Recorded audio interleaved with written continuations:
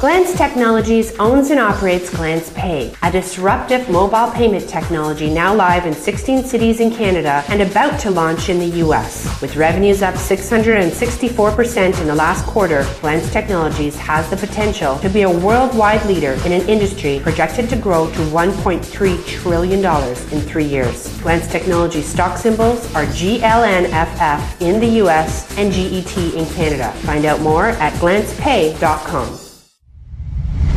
You're listening to HowStreet.com radio, available online at TalkDigitalNetwork.com.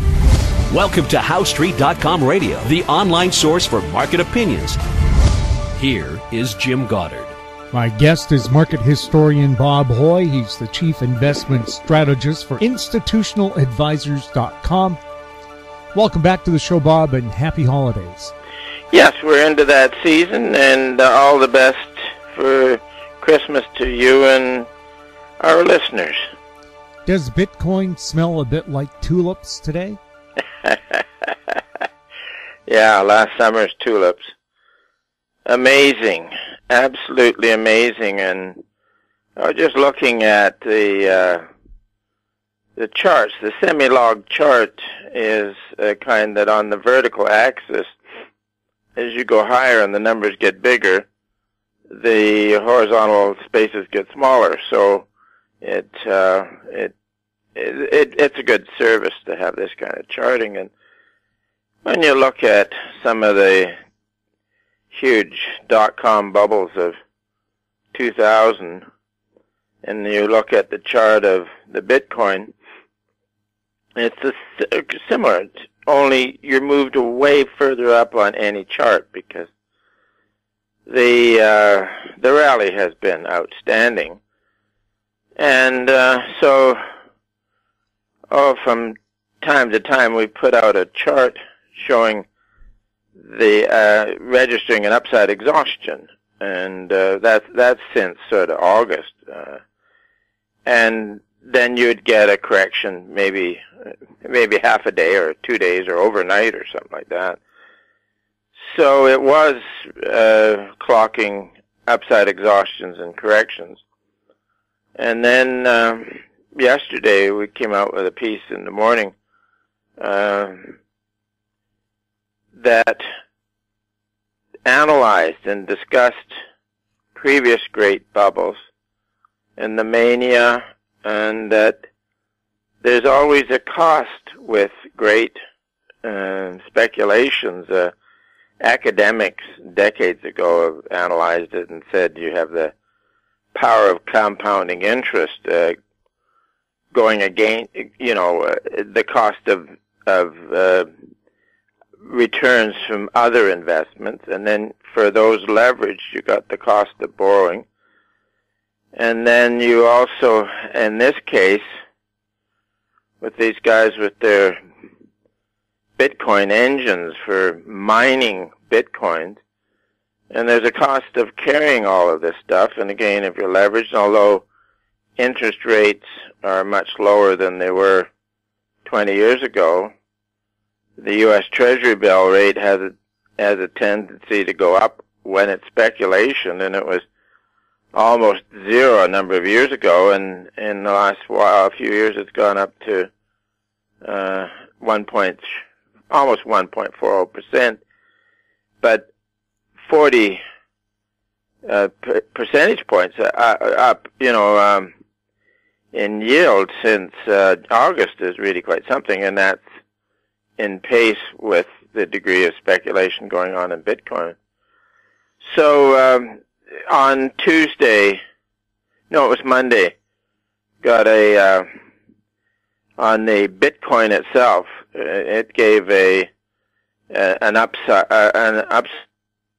well as it gave a sequential sell on the 13 count.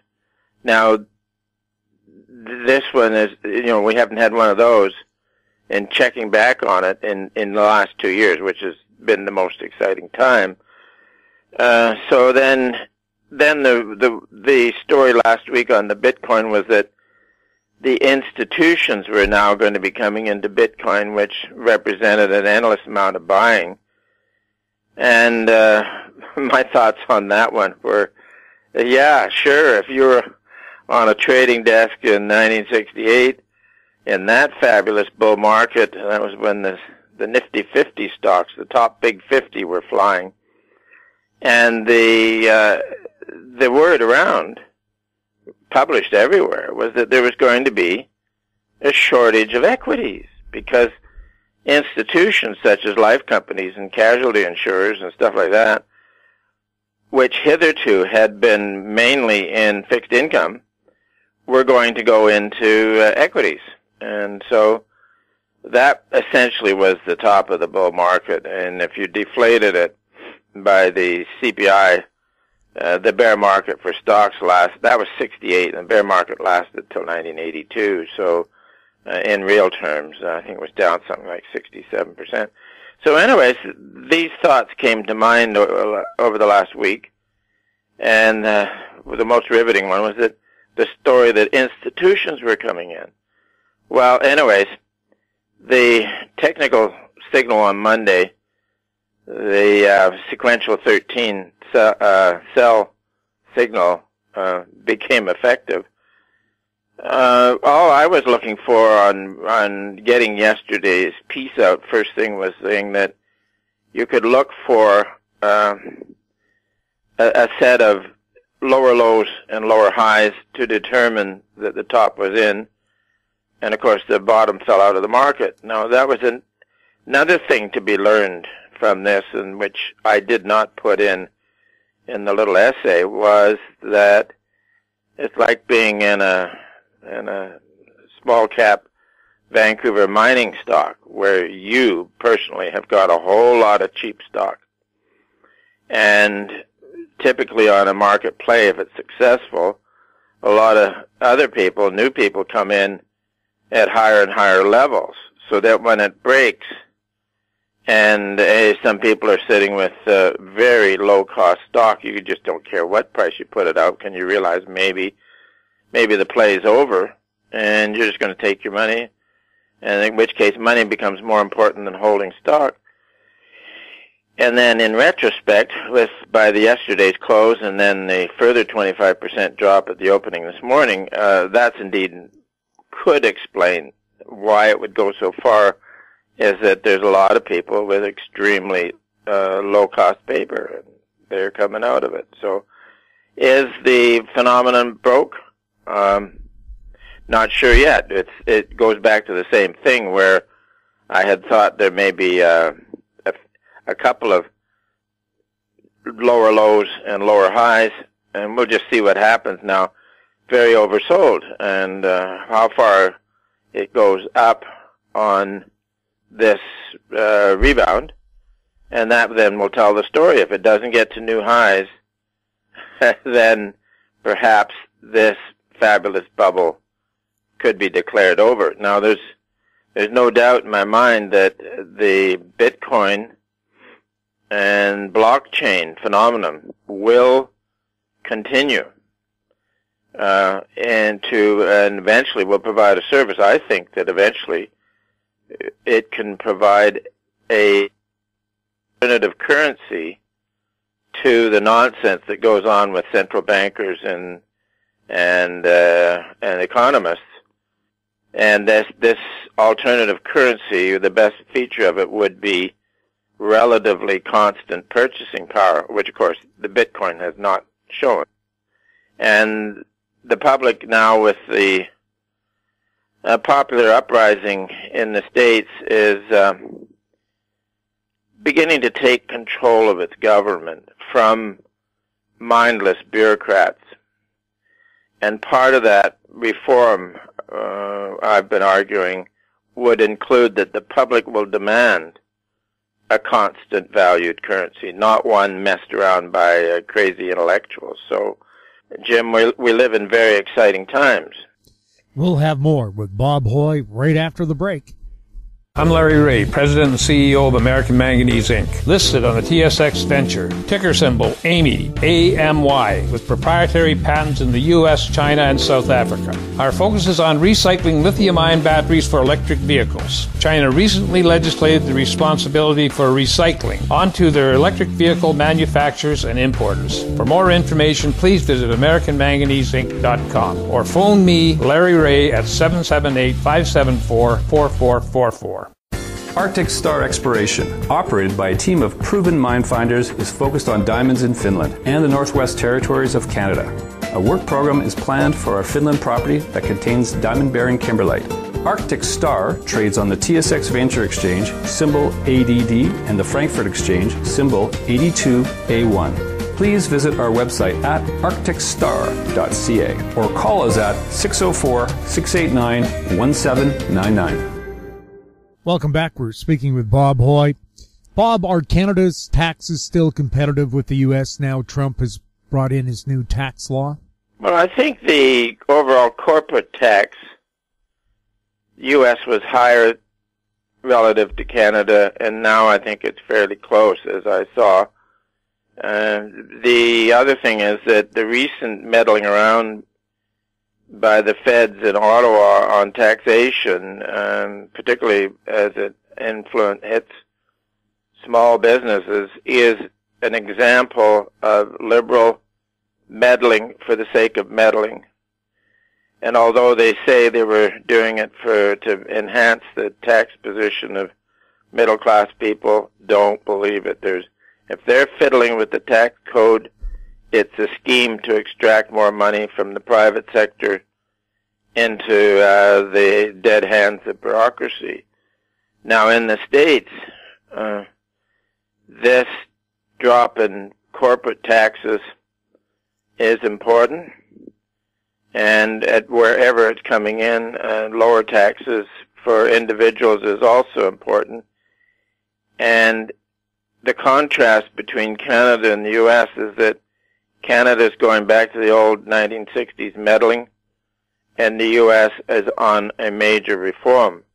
Over the last 20 years in the U.S., there's been studies published where opinion polls were done of people in any occupation and any income, retired, working, whatever, and they slanted the question in many different ways, and it all came out to most folks thought that a 20% tax rate would be fair all around, and that would be for corporations and for individuals. Of course, you would have a cost of living cutoff, where people who are earning less at the lower ends, get a chance to do cost of living stuff. So this is an important step. 26 or 27% corporate tax rate, whatever it came out at, is a very big step, and I think that this movement will continue until you get down to about 20%, which most people think is fair. And then the other part of that will be the bureaucracy living according to what the public can afford, not making the public subservient to the demands of the bureaucracy. This is what's been happening for 100 years now, is the bureaucracy has ambition, and it's pushed the tax rate to, well, let's call it confiscatory levels, whereby tax rates they couldn't push any higher because they get a reaction.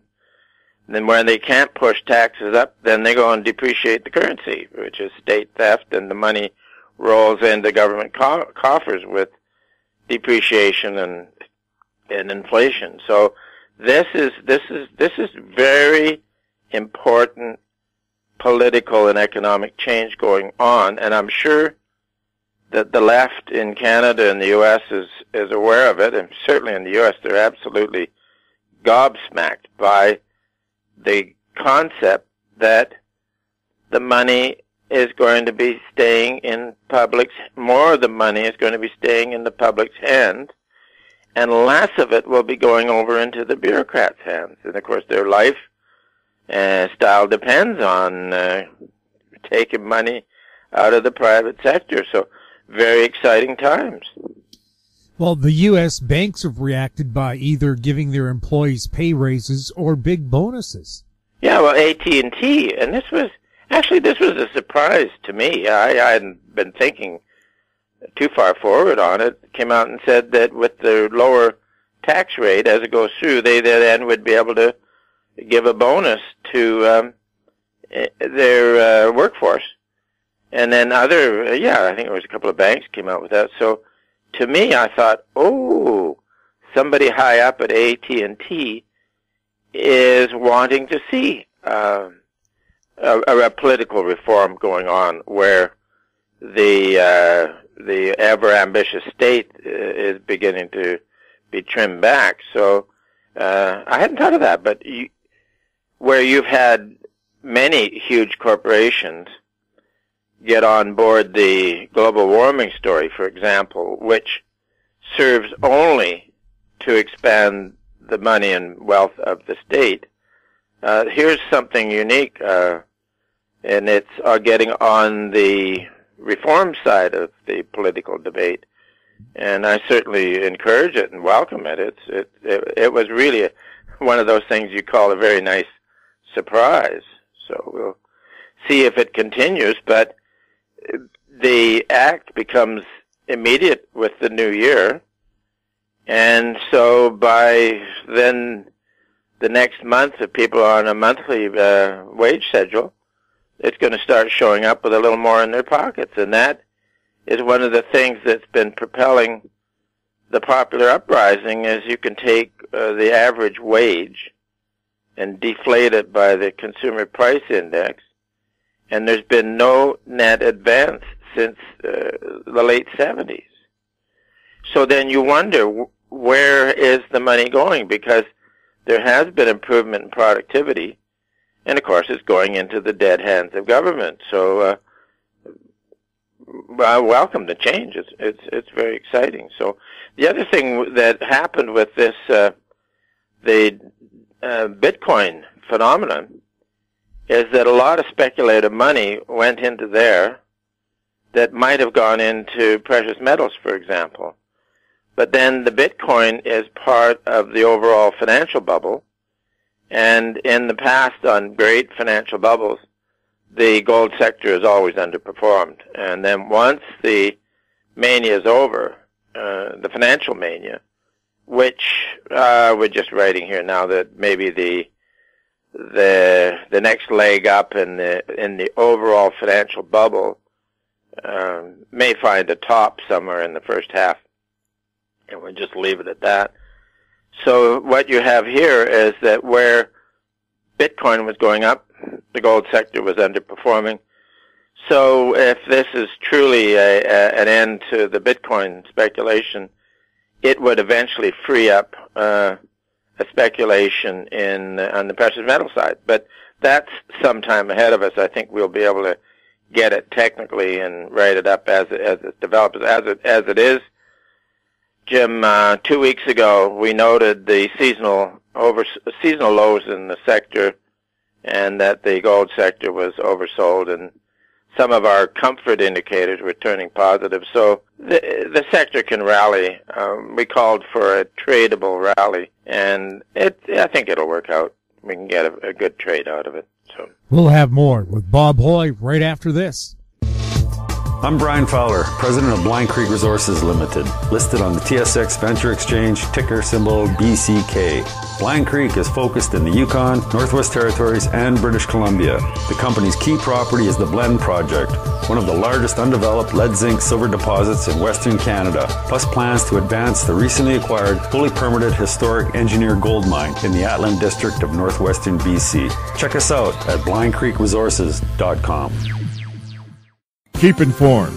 Receive our weekly recap of thought-provoking articles, podcasts, and radio delivered to your inbox for free. Sign up for the HowStreet.com weekly recap on our homepage, HowStreet.com. Welcome back. We're speaking with Bob Hoye. Bob, copper has made another charge. Was this unexpected? No, it got, you can have a low for copper in November, December, and seasonal most years. And the low was December the 1st, I think. So, and it's been recovering, and it can continue because you can have a seasonal high for copper around March. So this is where we're thinking that on the orthodox side of the play, base metals, industrial commodities, other industrial commodities such as crude oil can have a seasonal low in January. So maybe a quick dip in crude oil, and then industrial commodities could be favorable towards March. So we'll watch this closely. Of course, there could be some repercussions from the crash in Bitcoin. So we'll just see how far up it goes on the rebound from being exceptionally oversold. So it's a fascinating market. My gosh, love it. Bob, thank you so much for chatting with us. Yep, Jim, good to be with you, and let's have another Merry Christmas to everybody. Very merry. Happy. Yep. My guest has been market historian Bob Hoye. He's the chief investment strategist for institutionaladvisors.com. If you have any questions for Bob or any of our other guests, you can send them to info@howstreet.com. I'm Jim Goddard. Happy holidays. Comments made on HowStreet.com radio are an expression of opinion only and should not be construed in any matter whatsoever as recommendations to buy or sell any financial instrument at any time. Available online at TalkDigitalNetwork.com. HowStreet.com radio is a production of HowStreet Media Incorporated.